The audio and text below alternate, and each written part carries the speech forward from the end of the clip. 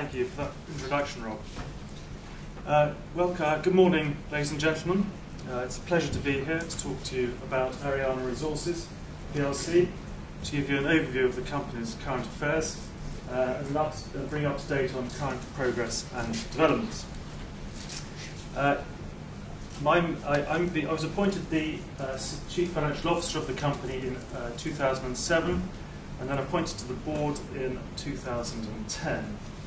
Today I'm standing here in the stead of Dr. Kerem Senna, our Managing Director, who is out in Turkey overseeing some drilling. So I'm afraid the shareholders will benefit. The shareholders' benefit may be your loss, as you've got me instead, but I'll do my best to make it as interesting as possible. I aim to speak for about 20 minutes, and then there'll be time for questions afterwards if there are any. There's lots of information on the slides, so please don't try and read them all, as the slides will be available on the company's website, so you can follow up things there should you so wish. Right, well the next slide is one that breaks all the rules in terms of presentation. These are the weasel words required by the FSMA, and I think the main thrust of it really is that share prices do go down as well as up. You probably all knew that already. So if you don't mind, I'll pass straight on to the main topics.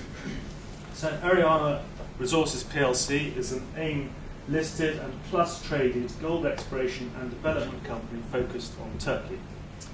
Now, Turkey is not the first country you think of when you think of gold production, but it is in fact the highest producer of gold in Europe. The company's key assets are its Red Rabbit project area, which has a JORC-compliant resource of about 450,000 ounces of gold equivalent, and we're conducting that on a 50-50 development basis with a very well-respected Turkish construction company, Prosea. Another key asset for us is our 49% stake in a 49-51 joint venture with a company called European Goldfields, who I imagine you would have heard of. We also have a 13% holding in a currently private company, Tigris Resources, which, bearing in mind the previous speaker, is focused on southeast Turkey, which is a slightly less stable area of Turkey. Most of Turkey is fine. Southeast is a little more dangerous, perhaps. So we've invested. We're looking at that area separately. Right. Well, our strategy. I think that it's fairly easily summarised by saying we're going to deliver profitable gold production, hopefully within the next year, to provide near-term profits and cash flows, but at the same time trying to enhance the company's standing by continuing with a broad exploration programme across Turkey. We think the country is highly prospective, and there have been several multi-million ounce discoveries. And so we're hopeful that we're going to achieve that soon ourselves too. Just some broad company secretarial information really. At the time of writing the slides, the share price is 4.5p. We have about 260 million shares in issue. Our market cap then is about 11.5 million. The company shows the company's share price at the bottom over the past year. It looks broadly flat performance, I have to say. We had a good run in the summer of this year, like a lot of companies involved with gold, but things have tailed off slightly. But I'm hopeful that after this talk, you might feel that there's hope for the share price. We certainly do. As far as shareholders are concerned, it's a pretty broad, diverse base. Perhaps just worth mentioning three of them. We have TIPS Gold Fund, has just over 11% of the company. European Goldfields also have 11%, and Bruce Rowan and associated companies come to about 15% of the company. So beyond that, it's pretty broadly spread. Now, who are the players? Well, Dr. Kerem Senna is the man that's not here today, I'm afraid. He is he's really a very talented man. It has been a privilege and a pleasure to work with him. He genuinely is a very dynamic, determined, pragmatic individual, and he genuinely gets things done. He is half Turkish, so he's fluent in Turkish. His dad's Turkish, and his dad works with the company out in Ankara as well. CAM is supported by two Michaels, Michael Spriggs and Michael de Villiers, both of whom have a great deal, lots of grey hair, lots of experience in mining, be it research, exploration and mining itself. I'm there at the bottom. One of my day jobs is a partner in the firm of accountants in London, Wilkins Kennedy, and I do act as a sort of CFO or director for about 3 listed mining companies. So, here's the company, the 3 main thrusts of its affairs. The first area, as I say, is the Red Rabbit project area on the left, which covers 2 of our key sites, Kizil Tepe and Tavshan. And we're in a joint venture there with Procea, as I mentioned before. They're earning into their 50%. The second thrust is exploration generally. We don't want to, this is the core of the company. It started out as an exploration company, turning it into a mining company as well, but exploration is a key plank of the business. We have, we're exploring on our existing site at the Red Rabbit project area, as I'll touch on later. We've also looked at a great deal more of Western Turkey. And as I say, Tigris Resources is examining the highly prospective area in the southeast of Turkey. The third strand of our business really is the European Goldfields joint venture. We have a 49% stake in that, and they're looking at Ardla and lots of other prospects in the northeast of the country. So just to put that on a map for you, here we are, Red Rabbit project area. Our Red Rabbit project area is in Area 1. We're about 200 kilometres east of Izmir. The Section 2 is the area covered by European Goldfields, and 2 is about where the Ardla project is. And Tigris Resources will be looking at the southeast of Turkey. Right, the Red Rabbit project. Well, it's been around for a year or 2 now, so I won't try not to give you all the gory details, but perhaps a couple of key highlights. We did some trial mining back in 2009, just to test the metallurgy, the general workings, would it work. That was successful and produced 387 ounces of gold via a third-party processing plant. The Red Rabbit project area covers 2 particular areas, Kizil Tepe and Tavshan, as I say, and the resource is split broadly, 250 ounces of gold equivalent between the 2 sites. As I say, we've been adding to the Red Rabbit site. We've got new veins, and I'll touch on those later on too. This is a picture from Google Earth, just to give an idea of the terrain we're dealing with and the proximity of the projects. We have Kizil Tepe down here at the bottom. The JORC compliant resource covers 4 veins at Kizil Tepe, one at Kepez, which is a bit higher up the hill, so we'll be trucking ore down in due course to our mine at Kizil Tepe. We have another site at Karakovac, which is a little further away, again up the hill, and Kizil Çukur is a site we've recently acquired from another party. We'll be developing that site later on. And Tavshan, which is about 75 kilometres as the crow flies, is our second site out there. It's again part of the Red Rabbit project, but we'll be developing that later on. Right, so the Kizil Tepe sector itself, that bit at the front of the Google Earth map, open pitable, high-grade carbon leach operation coming up. We've come a long way through the feasibility studies. We're sort of draft final ones from Wardrop. We've completed a lot of the environmental impact assessments. That's been running since November of last year. Scheduled to finish at the end of this year. We've had a slight delay. Is going to be undertaken now, as we've only recently found out that we have to involve a Turkish advisory company in looking at the tailings dam. It's a recent change to the mining legislation, but that might put things back a month or 2. But broadly, it's been on track since we announced the project over a year ago. The mine, when it's up and running, will be producing about 20,000 ounces of gold equivalent per annum. The mine was originally expected to be for 7 years. It's now looking at 8 years, and we hope to add to that further, as I'll touch on later on. The modelling used a cost per ounce, cash cost per ounce of $472. At the current gold price, it's very tricky when the gold price keeps moving around, but I think this was done at about $1,300. Payback was expected within 1.2 years. So it's profitable. We'll be reducing cash and shareholder value shortly. We're going to be building the remaining process of the permitting and the feasibility studies, etc.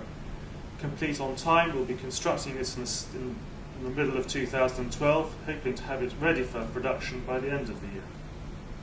Tavshan sector, that license area, 75 kilometres to the north, is a slightly different ground. We need to do a little more resource definition, and then that'll be a fairly standard heap leach operation. That'll probably come once we've got the mine up and running. Just to give you a flavour of what the pits look like, here are the 4 pits that are at Kiziltepe itself. Arzu South, you can see, contains the mother lode of the ore. You may be able to see the coding on the left, but the red area suggests gold of greater than 5 grams per tonne. The bright green is 1 to 2 grams per tonne. So a lot of the ore will come from Arzu South. There's the other veins, Arzu North, Deria and Payne. So these are the pits that have been working on for the PFS. The 5th vein is called Kepes, and that was one that's a little bit further up the hill. This sort of table gives you tells you the same information in a different way, really. Arzu South, you can see, will be producing most of the gold at nearly 80,000 ounces over the course of the mine, with the other veins tipping in much smaller sums. Now, the PFS has it at the moment of us processing approximately 1.2 million tonnes of ore at an average grade of 3.12 grams gold. And again, you can see here the scheduling of the ore processing. Arzu South forms the main part of it. The first 4 years using that ore, then the other veins tip in. This is what the mine is going to look like, we hope, if all goes to plan. The little red box in the middle there is the plant. We're crushing and carbon leach operation parts of it. Here are the veins, the Arzu South. You can see the proximity. This is about 2 square kilometres approximately. We've got the Arzu South vein very close to the plant, Arzu North, and Deria and Banu around here. The waste dump fits neatly into a sort of valley, so it'll be out of the way. Not that there's many people to see it anyway, but it'll be tucked away in between 2 hills. And the tailings dam about 1 kilometre away to the right. Now, I laughed when Karen put this in for me. As an accountant, it's not really quite my thing. I do see that there's a truck top left. And it'll go through a process, and then at the bottom comes the gold bar. I'm sorry if anybody wants more detail on that. I'm going to have to get you in touch with somebody else. But it does work. And even better is the next slide, which is the process plant itself. I don't intend to say much about that, I'm afraid, because it's at this stage it's a sort of different language. Other than to say, obviously, Wardrop and Presea have both looked over this, and they're very comfortable with it. It's relatively standard stuff for them. Right, just a little more on the forthcoming mine. It's a 50-50 joint venture. Presea, highly respected international construction company. They've done lots of work in Turkey, other countries, quite difficult zones, Afghanistan, Pakistan. They've done lots of constructing of mines for lots of big companies, so we're very confident in their ability to deliver. They've got a right to earn in their 50% of the company. They've spent $1.4 million already to get the feasibility study and the EIA out the way, and then they're going to buy in the rest of their 50% by spending $6.6 million, which will help with the initial mine construction. The mine overall should cost about $26 million, and talks about debt financing events are well underway. Now, just the PFS had to be done on the veins that we had discovered at the time, but over the last 6 months we've announced 3 new veins, so this is only going to be upside for the mine. You can see the sort of big line down the middle there, the multicoloured line is the Gamzi vein, which is quite an interesting strike. It's a very positive strike for us. The red here means 2.5 grams per tonne to 10.7. Oh, gosh, I'm not sure I can do that as well. Speak. There it is. This one here. Gamsey vein, so we're very excited about that. We've also had the Fidan vein, and about a month ago we announced the Handy vein, which is just off the Barney vein here. So there's lots more work. Even as an accountant out at this site, you get a feel there's lots of veins here. We're going to find much more here, I'm sure. And also there's a hard rock cap between the Arzu South vein and the Arzu North. We've yet to do drilling here, but the betting man might take a punt that there was a reasonable chance of the vein extending between the two. Just out of interest, here is the optimised pits. That's about 650 metres. It's about 80 metres wide and about 100 metres deep, so it's all open pit. This slide just shows that we've got the area covered in terms of licences. Kizil Tepe down here, Kepes a little further away up the hill, apparently. So no particular issues on licensing. Right, well that was phase thrust 1. I won't go on so long about the other thrusts, but the exploration, the company is at heart an exploration company as well. We've been certainly looking at the Kizil Tepe area itself, as I've said. Over the past 2 years, we've been doing a lot of work in terms of bleg sampling, particularly, and other reconnaissance work over about 45,000 square kilometres. So we've been really covering the ground. What slightly held us up is for the past year or so, mining licence auctions were supposed to be announced, and they weren't, and they weren't, and they weren't. But we were thrilled to hear that, again, about a month ago, that they were announced, and they're taking place from 2012. We've got some very exciting areas, genuinely very excited about the auctions. The auction process there was a new Mining Act that came in about a year or so ago that made the auction process much more open. So we're happy that it's we're going to go for that. We're very excited about that indeed.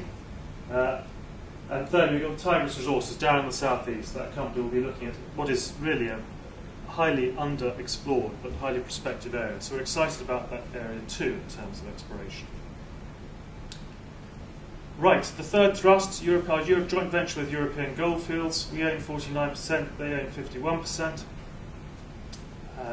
They've been concentrating on the Ardila and Salambas projects, which we introduced to them, or certainly the Ardila project we introduced to them. They've spent over $3 million so far, so they're very keen on it.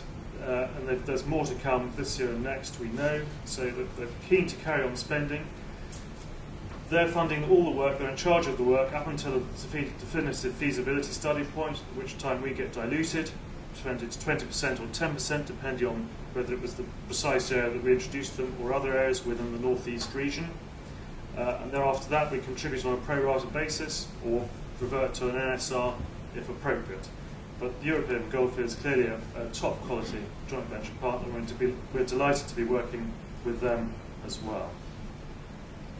Just to give you a little bit of information on this project, just to give you a flavour of perhaps some of the trench results. Good grades here at 8.33, 8.3 again on trenching, and on the drilling results. At relatively low depth, you can see there's good gold recovery. 4, 5, 6. So it's an exciting area for them and for us.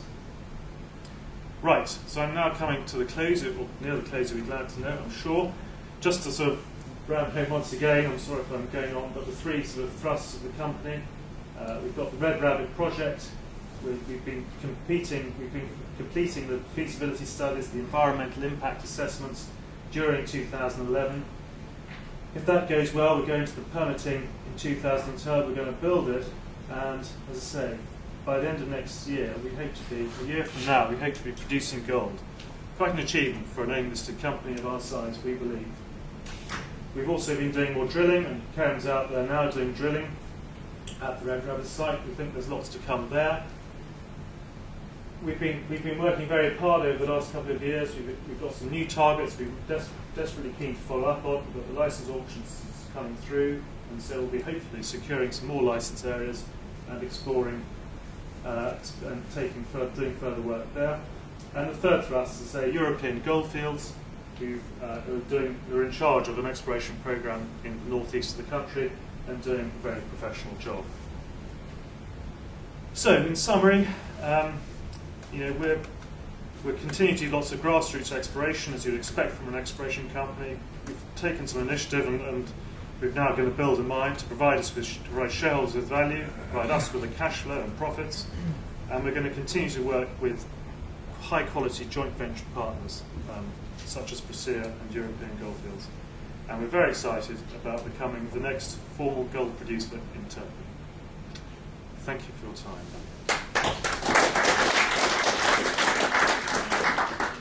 Thank you very much indeed for a very interesting presentation.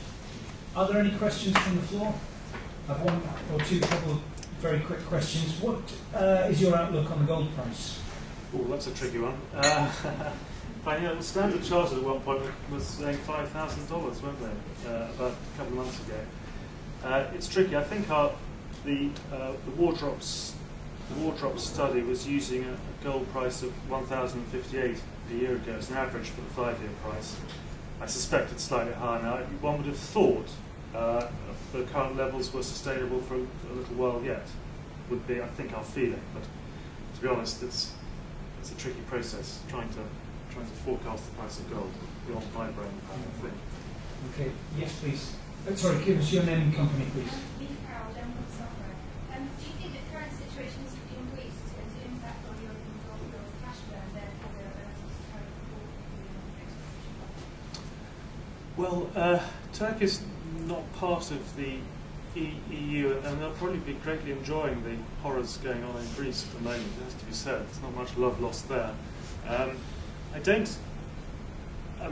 The lack of cash in the Western world is an issue, but I think as far as our mine, it's a relatively small scale. I don't think we'll be prevented from finding the balance of the monies to create the mine. Several options open to us there, and I don't see a problem actually with delivering that in due course. Things can always go wrong, but we're reasonably confident that fallout with the euro is rather a bigger project, a bigger problem than ours, I think. I'm not sure if I've quite got that answer that question for you. I was talking more specifically about European Goldfields and their cash flow. Oh, I see. Sorry, their cash flow. Oh, I think they've got a market cap of, I think it's 700 or 800 million. I think. I think, if they're probably spending a couple of $1 million next year, I think they'll be fine. I think they're probably better off than Greece. Yes, please. Peter Kirby, Alex Communications. Turkey sounds like a great place to do business. It sounds quite a contrast, perhaps, in recent weeks and days with Europe and the EU. But just you mentioned a couple of things there. The tailings dam sounded interesting because that sounded like a bit of a legislative issue that perhaps you didn't welcome. But on the other hand, the new legislation that you were talking about in the auction process, that sounded something more positive. I'm getting the impression that it's developing as a very reliable place to be. I wondered, is that influenced by the background of your managing director, or is it something that is a factor of relationships you've built up over the years or your performance there? That's a good point. I think, in part, Kerem Senna, has a lot of credibility here in London, the people who've met him, and I think he has a lot of credibility locally.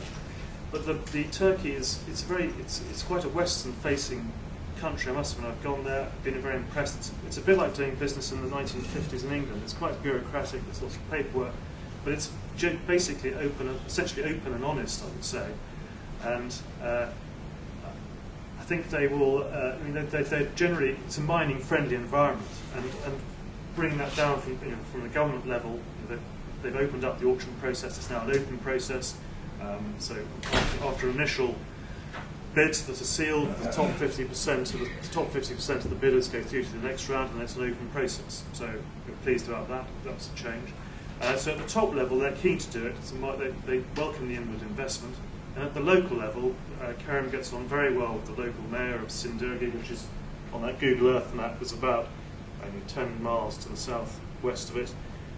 He's delighted because for every job we create there, another 6 flow from it. So they're genuinely welcome. It's not, these regions aren't terribly wealthy. They welcome inward investment. So I think overall the flavour is positive. The reference to the southeast, that was a Kurdish issue, was it? Well, yes, it's Kurdish and it's Kurdish and I think it's just a little lawless.